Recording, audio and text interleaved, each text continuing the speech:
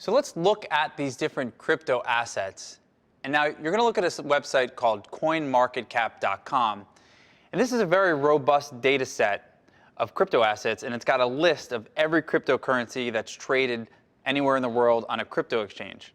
Now you'll first notice in the top left, in cryptocurrencies, there's 1,522 of them. That's 1,522.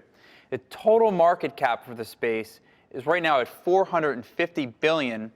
And the other thing I noticed is that the Bitcoin dominance is 38.8%. And what that means is that Bitcoin makes up 38.8% of the market value. It's been as high as 95% in the past, and this is considerably low.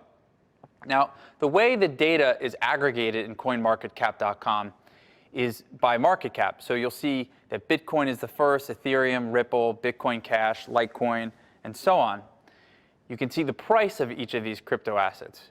Right here, Ripple trades at 0.959245. Here's the 24-hour volume of Ripple, 467 million. And here's the circulating supply. And you'll also notice on the right-hand column the percent, and these are the 24-hour changes. And one thing to keep in mind is that crypto assets are extremely volatile.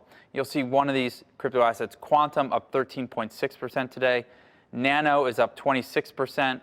And the last indicator on the right side is the 7-day price graph. So just you can get a visual representation of whether or not this asset is moving up or down. So let's look into some more information on a popular crypto asset named Tron. So when you click on the Markets tab, it'll show you a list of all the exchanges and pairs where Tron is traded. And you'll notice that on the Huobi and the Binance exchange, they have the most volume, 39 million and 38 million.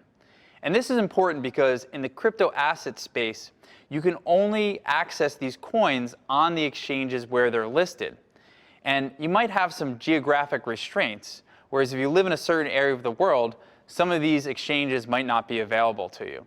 So it's important before you go and buy a crypto asset to figure out where exactly you can go and do that.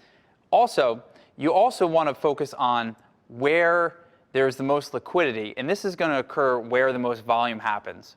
So if you ever want to exit a crypto asset quickly, you'll know there will be more buyers on the exchanges that have more liquidity.